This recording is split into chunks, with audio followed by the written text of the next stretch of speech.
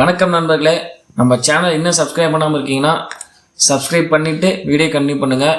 கண்டிப்பாக உங்களுக்கு பயனுள்ளதாக இருக்கும்.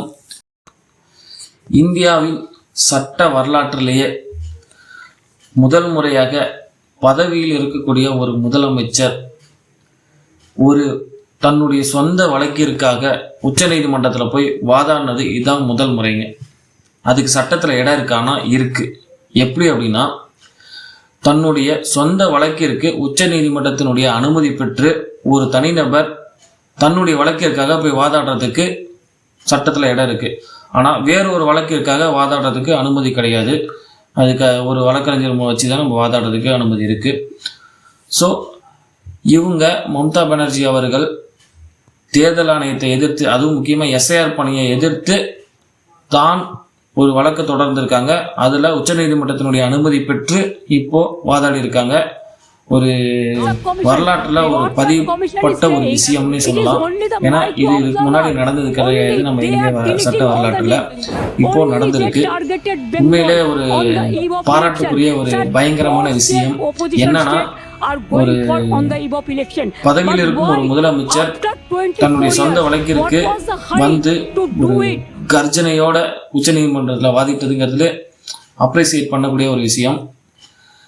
இதில் என்ன சொல்லியிருக்காங்க அப்படின்னா, மேற்கு வங்கத்தில் எஸ்ஐஆர் பணியை வச்சு தேர்தல் ஆணையம் என்ன பண்ணிட்டு இருக்காங்க அப்படின்னா, தேர்தல் வாக்காளர்களை நீக்கிற வேலையை தான் பண்ணிட்டு இருக்காங்க.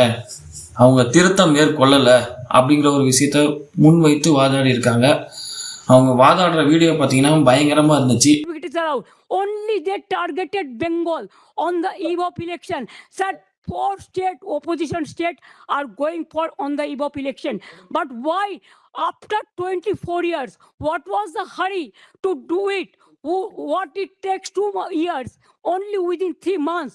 Even when the festival season is there, when the harvesting season is there, when people are not in a mood to be in the city, they were in the outside. But that Mamata Banerjee அவர்கள் ஆரம்பிச்சது எப்படின்னா, தேர்தல் ஆணையம் ஒரு WhatsApp commission அப்படின்னு சொல்லி சொல்கிறாங்க. அது மட்டும் இல்லாமல் இவங்க மேற்கு வங்கத்தை தான் முக்கியமாக குறி வைக்கிறாங்க. எந்த காரணத்தை வச்சு இப்படி குறி வைக்கிறாங்கன்னு தெரியல. அவங்க வாக்காளர் நீக்கத்தை மட்டும் பயமாக பார்க்குறாங்க. ஆதார் அட்டை கொடுத்தா ஏற்றுக்க மாட்டேங்கிறாங்க. மாநில அரசு கொடுக்கக்கூடிய ஜாதி சான்றிதழ் கொடுத்தா ஏற்றுக்க மாட்டேங்கிறாங்க. இருப்பிட சான்றிதழ் கொடுத்தா ஏற்றுக்க மாட்டேங்கிறாங்க. எதை தான் ஏற்றுக்க போகிறாங்க ப்ரூஃபா அப்படின்னு சொல்லி வாதாடி இருக்காங்க. ஏகப்பட்ட வாக்காளர்களை நீக்கிறாங்க. ஆனால் நீக்கத்துக்கான காரணத்தை சொல்ல மாட்டேங்கிறாங்க.